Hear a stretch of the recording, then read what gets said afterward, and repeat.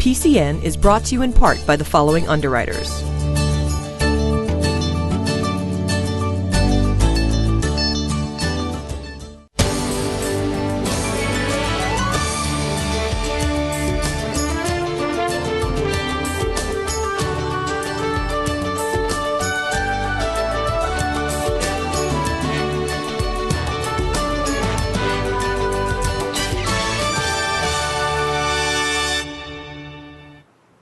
Welcome to another cold and snowy week, and welcome to PACTV Community News. I'm Julie Thompson, and we have a great show for you tonight. I'm Larry King, and on PCN this week, we'll take you on a tour of the new Science and Innovation Center at Sacred Heart in Kingston, and we meet an extraordinary musician from the Plymouth Council on Aging. We will meet some determined women in Plymouth who are pulling the community together to fight the heroin epidemic facing the South Shore. And we'll flash back to some summer programs to remind you that spring and summer will come again. And Town Talk is from Kingston this week. We begin with a Harry Potter event in Pembroke. If you were lucky enough to take part in the International Harry Potter Book Night at the Pembroke Library, you would have witnessed a concoction of potions and games, crafts and costumes. PCN's own Brian Sullivan stopped in to soak in a little of the magic. More often than not, when people think of the library, they think of books, a place to get some work done without distractions, and of course, quiet. Not really the recipe for a lot of fun in the traditional sense, unless you're having a book party. It sounds like they're planning on having a really good time inside. There'll be games, people will be dressed in characters like Frodo and Bilbo Baggins. What's that? Oh, I'm being told it's not a Lord of the Rings party, it's a Harry Potter book party. I should have brought my Dumbledore beard. Even without the beard, it was sure to be a wild night at the Pembroke Public Library. The Children's Library Director, Melissa McCleary, was nice enough to explain what the night was all about and all that it entailed. Harry Potter Book Night is an international event, actually. We're doing this all over the world, so we're taking part in a huge thing, and this is just for a new generation of Harry Potter fans here in Pembroke specifically. We've got games, we've got crafts, we've got things for every Harry Potter fan. The big game of the night was Cursed Quidditch. And you're probably thinking, of course it was, Brian. Who doesn't love Cursed Quidditch? And I'm thinking, what the heck is a Cursed Quidditch? Cursed Quidditch is a variation on hot potato. They pass around a golden snitch until the music stops, and then if they have that snitch, then they're out, unfortunately, because they're cursed with stupefy. Hang on a second here. Did she say golden snitch? Do I have to ask? Golden Snitch is a ball in the game Quidditch, which is sort of a combination of soccer and basketball in the Harry Potter wizarding world. It is a very small ball that the seeker has to catch in order to end the Quidditch game. But just like the old saying goes, you show up for the Quidditch, but you stay for the potions. And just as you may have suspected, at the potion table, you've got butterbeer, which is cream soda topped with whipped cream or marshmallow, or in this case, both. And you've got the Wig and Well Healing Potion, which is ginger ale and Pop Rocks. Luckily, most of these kids are still working on their baby teeth. And of course, it wouldn't be a party without some crafts. They can just design their own dragon and dragon egg, or they can create their own owl out of a little cupcake liner, or they can also make a pygmy puff, which is a sort of fluffy creature, a little like a Star Trek Tribble, and it's just very cute, and it can sit on their shoulder and do whatever they want. So, personally, I love Harry Potter, but I always love just doing something new and exciting for our patrons here in the community around Pembroke, and because Harry Potter is important to me, it's important to a lot of people around here actually, and I just want to celebrate that with them. I never did end up finding my Dumbledore beard. Maybe I'll find one in Hogwarts when I catch the Hogwarts Express. Reporting from Platform 9 3/4, I'm Brian Sullivan, PACTV Community News. When someone close to you is suffering, it's a pretty safe bet that you do everything you can to help that person. What if that person is suffering from drug addiction and it doesn't seem like she cares about who she hurts, especially herself? Plymouth resident Kim Hillman was in an unenviable position, which inspired her to start the America's Hometown Against Heroin group. Here's her story. When I was using I was the only one doing it. I was the outcast for doing drugs. Now it seems like kids are doing it in giant groups and you're an outcast if you're not using, which puts a new type of pressure on kids to do opiates because you're the oddball out for not trying it. I'm personally not a user, but this affected me very heavily because I saw this vibrant, gorgeous, beautiful best friend of mine slowly losing herself. She became a shell of herself. And I was the same as people that don't understand addiction. You know, why couldn't she just go to one of the detoxes and get clean and come home and everything would go back to normal? But when she kept progressing deeper and deeper into the addiction, I decided to do more research to really understand what she was going through. I didn't wake up one day and want to be a drug addict and have my family not trust me. I started young, smoking weed, drinking at parties, getting into trouble at school, and slowly that put me in a different category of hanging out with kids that had more access to other things. I started doing a lot of coke, and then I got into the opiates, which the first time I did it were the only thing that made me feel like this is how I'm supposed to feel every day. This is what I've been missing and why I don't fit in. I felt like I could do anything. Soon after I started using Oxycontin, they weren't around anymore, and they were extremely overpriced. Sometimes you even had to pay $90, $100 for one single pill. You get introduced to heroin, and I was never afraid of needles. I just wasn't that kid that said, I'm never going to do this, I'm never going to do that. I just had such low self-esteem that I didn't really care. I took whatever came at me. I started using when I was 13 years old. I'm 24 now, and I've been clean for 2 years. Our group is mainly right now focused on raising awareness to the problem and also trying to reduce the stigma attached to being an addict. Right now, unbelievably so, it's still looked at as really taboo, an embarrassment. You know, parents are afraid to admit to their friends at a dinner party that their son or daughter is struggling from addiction. We really want to get rid of that so people aren't afraid to come out and say, I need help, or I need support to help my daughter go through her addiction, or we just want to empower addicts and empower people that are interacting with them that they can go get help without being shamed. The impact that I hope AHAH will have on the town and the people in it is that this is a problem, and it's in our backyards. It's affecting our children, our students, your grandchildren, brothers, sisters, everyone. And it's a stigma that we're bad people until it affects you personally. That's a pretty powerful story. I like it that there's hope available, but I mean, it's such an epidemic. It's all over the country. It's everywhere. It's in our backyards. Yeah, and what's really good is that so many towns now have formed their own groups, just like Plymouth did. I know I'm involved in one in Pembroke Titans Against Drugs, and the good thing is the education is getting out there. The word is getting out there. She pointed to stigma and how it's losing its stigma because we're talking about it, right, and we're trying to help with it. And that's a wonderful thing. And now what happens when a school puts a lot of thought and money into redesigning its science department? Well, it ends up with a state-of-the-art facility that has revitalized an interest in the sciences for high school students. PCN headed over to Sacred Heart High School in Kingston to get a tour of their new amazing facility. The corridor is really bright.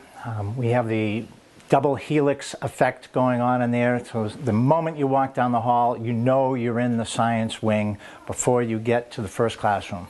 I was in charge of the redevelopment and the reconstruction of our science labs. And we went into this and we pulled it together very, very quickly, but we turned it into a little bit of a larger project beyond the science labs, and we've invested nearly $2 million in our new Science and Innovation Center. The new science wing was opened in its entirety in November, and now Monday through Friday, each class is bustling with science activity. At the end of the hall around the corner, you'll find the brand new physics lab, equipped with 4 trusses on the ceilings. Although I didn't test the theory, each is said to be strong enough to hold an average human. But the plan is to use them for experiments, possibly showing the physics of a pendulum.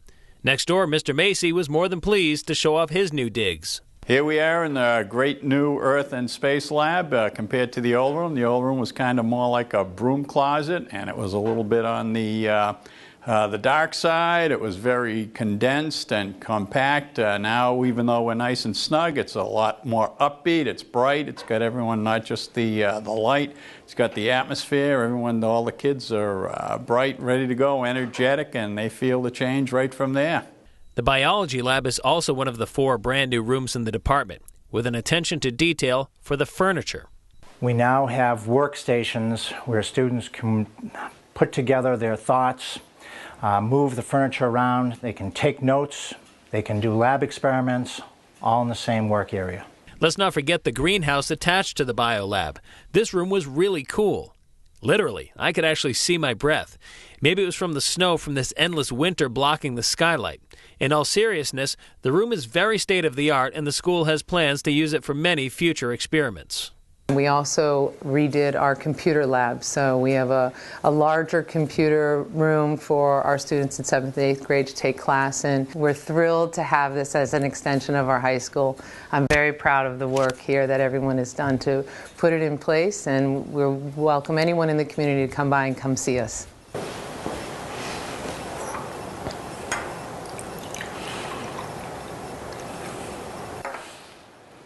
Reporting from the chemistry lab at Sacred Heart High School in Kingston, I'm Brian Sullivan, PACTV Community News. Thanks, Brian. Have you ever said to yourself, I wish I could play the piano, or I wish I could just sit down and create music? David Braz has been playing piano at the Plymouth Council on Aging on Fridays during lunch. A little musical medley with your meal, if you will. What's so special about David is that he has never had a single lesson. The music just comes from him, and he can play it. PCN got a chance to sit down with David and let him talk and find out more about how this music happens.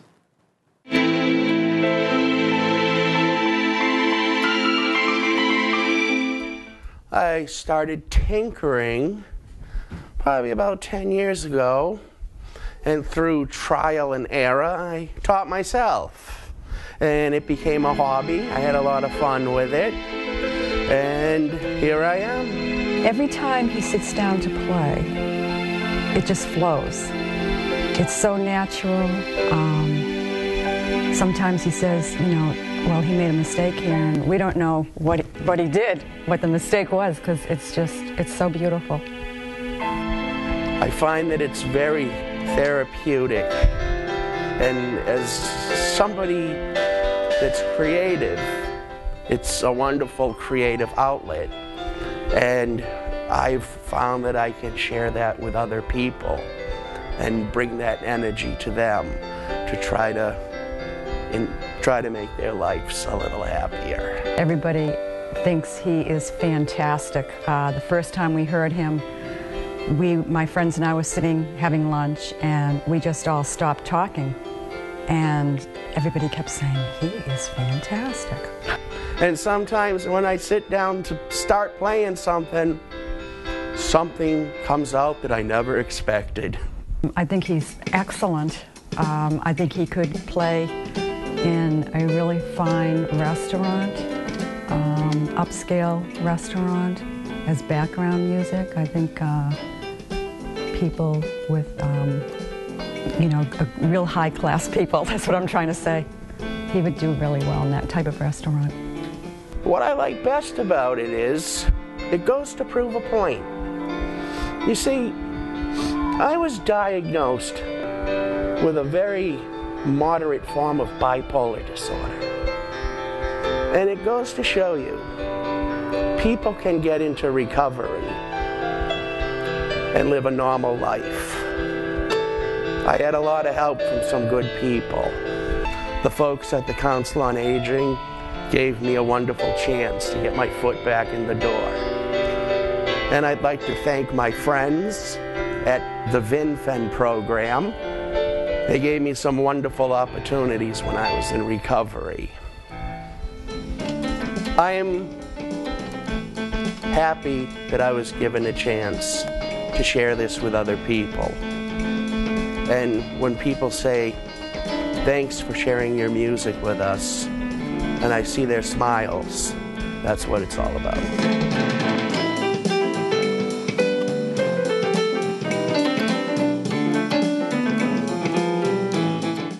That is so awesome. really enjoys himself. Yeah, it'd be a great time. What a great gift. My grandmother was one of those people that could play by ear, never took a lesson, and it's amazing. Obviously, with that gentleman, it's an inbred talent that he has. It's like Mozart, just like Mozart. Exactly, something innate. Speaking of talent, do you have a budding filmmaker at home looking for fun and creative opportunities for your children this summer?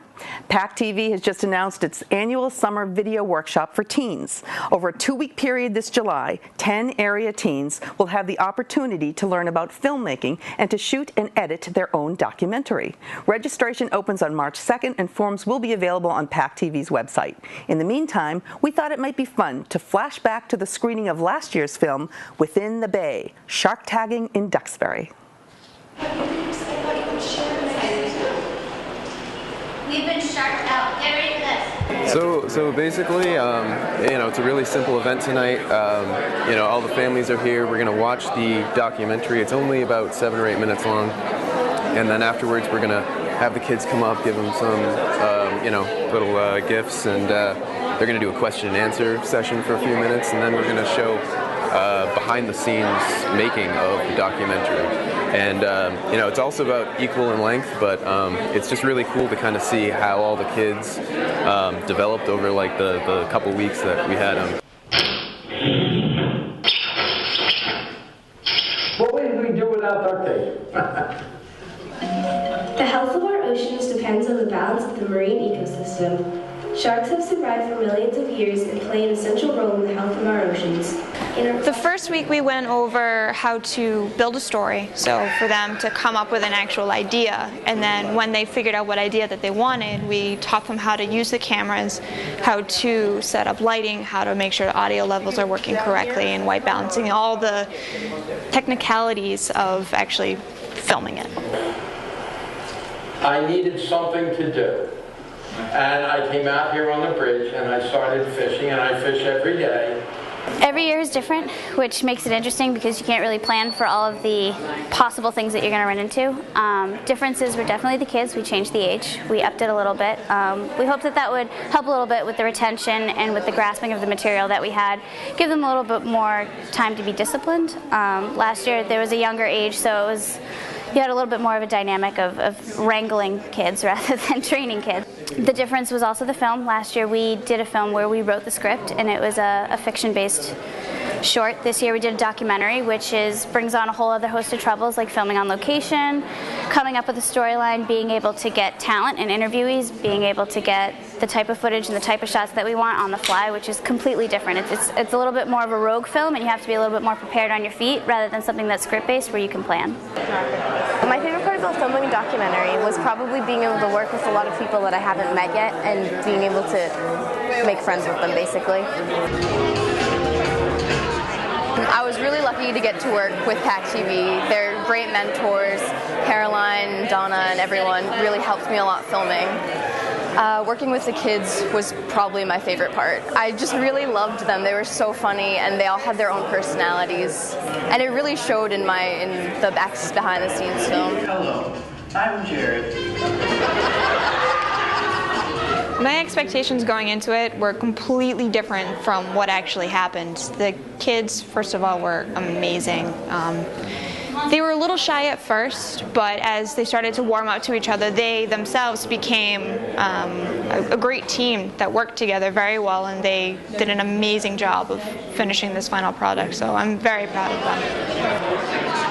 And this is by far the largest premiere event I've ever been a part of and done, so it's really exciting to me to see this many people turn out for it. And I know it's a lot of families and stuff, but I do see a lot of people here that weren't directly involved at all with the production, and that's, I think, really cool to see all these people come out for it.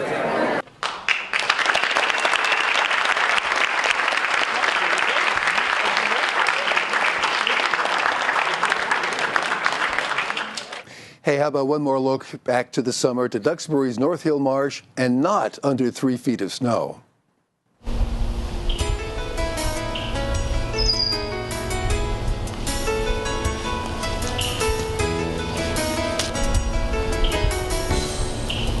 We're standing at North Hill Marsh Wildlife Sanctuary, owned by Mass Audubon. The pond that's behind us and the fringe around the pond is owned by Mass Audubon, about 130 acres, and it's part of a larger forested area that is owned and managed by the town of Duxbury, either through the Conservation Commission or through the Department of Public Works as a water supply protection area. This area is really an amazing section of woodland, totaling about 1,000 acres, with 5 miles of walking trails, and is really enjoyed by lots and lots of people in the community. It's a favorite place for horseback riding, dog walkers, bicyclists, and just people that like to get outdoors. And one of the reasons that Mass Audubon was excited to have this land willed to us, bequeathed to us back in the 1970s was the pond offers a lot of habitat for waterfowl in the fall, migrating waterfowl. Different kinds of ducks and geese land here during their fall migration. Originally, this land was part of Malachi Brook, which was a stream that went through here. A group of local hunters wanted to find a pond for duck and geese hunting back in the 1920s and purchased this property, built a dam, and created the pond. So it's not a natural pond, it's a man-made pond that's been around now for almost 100 years. For us, the pond is really the center of it. It's where we have nest boxes for tree swallows, we have nesting osprey in the trees sometimes over the pond, we have great blue herons nesting here, as well as just the aquatic life, the pond life, the turtles, the fish, and the different things that are in the pond. So we really ask people to respect sort of the wildlife sanctuary boundaries. If you come to North Hill Marsh during the summer or even during the spring and fall, you may see groups of kids here. And we do a lot of school program, a lot of outreach in local schools in all the South Shore towns. And we sometimes bring kids down here, school children down here, to go ponding, to learn about the turtles, the birds, the forest, as well as bringing our summer campers. In my role as Sanctuary Director for the South Shore Sanctuaries, we manage this sanctuary here in Duxbury, as well as 2 others in Marshfield, the North River Sanctuary where our offices are, and the Daniel Webster Sanctuary. And at all of the sanctuaries, we play we take an active role in managing the land and also dealing with any invasive species, trail maintenance, and any sort of ecological work that needs to be done. So we have a core of volunteers that work really closely with us to make sure that the trails are in good shape, that they're posted. At this site, it's a little bit different because we're in the middle of the town of Duxbury land.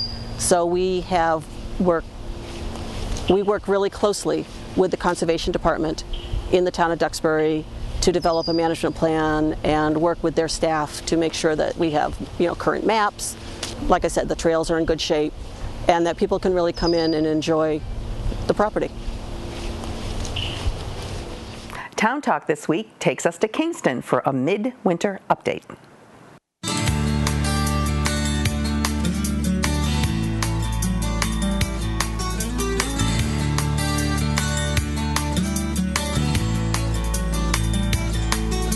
Hi, and welcome back to Kingston. I just want to give the townspeople and others a brief update of what's gone on in the town in the past few weeks. Like most communities, we're suffering the effects of these major snowstorms. We've had some issues in our Council on Aging, and it's actually shut down right now for a week, where one of the sprinkler heads was frozen and burst. So we're dealing with those issues, dealing with shoveling of rooftops so that we don't have collapses, and it's been very trying for everybody, especially our highway department and our public safety personnel. Our highway department employees have been out there for over 30 straight days and nights, trying to keep the streets clean and safe, along with other issues that come up. So I give them a big thumbs up for what they've done. And routinely I hear that although things aren't perfect, Kingston streets are always the best as people commute through and around these towns. So that's the first thing. The second thing I want to mention, now shifting to a sunny kind of thing, is we are actually having an opening of bids on our first solar panel farm, which will be located where the wind turbine is for KWI on the old landfill. So that will happen in April. This has been put out to bid after we received approval from the Department of Energy Resources. It's a very convoluted process, takes time.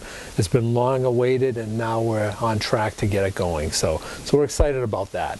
And the third thing, I just want to remind everybody that pretty soon we're going to be in town meeting mode. We have our town meeting starts on April 11th, and then that's a Saturday, and then Monday and Tuesday if needed. We're also deferring all the financial issues at town meeting until June 1st. So it'll be a shorter April meeting with pick up in June and get it done. So that's what's happening right now, and I want to thank you for tuning in and hope to see you again soon. Thank you. We got something new this week, or starting a new segment about something I really like called pet adoption. We'll be visiting different groups within our towns and highlight pets ready to be adopted. Now this week we met up with Purview TV host Tonya Fleming at the Kingston Animal Shelter. PCN's Pet Adoption Spotlight. Meet Mia and Katie, two felines available for adoption at the Kingston Animal Shelter. They sit on the windowsill, looking out at the bird feeder, waiting for their forever home together. Katie is an adult tortoiseshell around 7 years old. She has a beautiful tabby pattern and pretty eyes. Quick to say hello, she's known at the shelter as a little love bug. Mia is a young calico mix. She has a sweet but much calmer personality. Where one is, the other is not far away and need to be adopted together because they've formed a tight bond. Both cats enjoy being petted, love cat treats, and playing with toys. Katie and Mia are both spayed and vaccinated and would do best in a home without other cats. For more information, contact the Kingston Animal Shelter directly by email at kaco1@comcast.net or go online to petfinder.com and search for the Kingston Animal Shelter with zip code 02364. Thanks for watching PCN. We hope you enjoyed tonight's show. Replay times are listed on our website, PACTV.org, and you can also find us on YouTube. If you have an idea for a story, please email us or fill out a story form on our website. We're always looking for good ideas. Also, be sure to like us on Facebook and follow us on Twitter, where you will get previews and links to all of our stories. And thanks for watching, and we'll see you next week for another edition of PACTV Community News.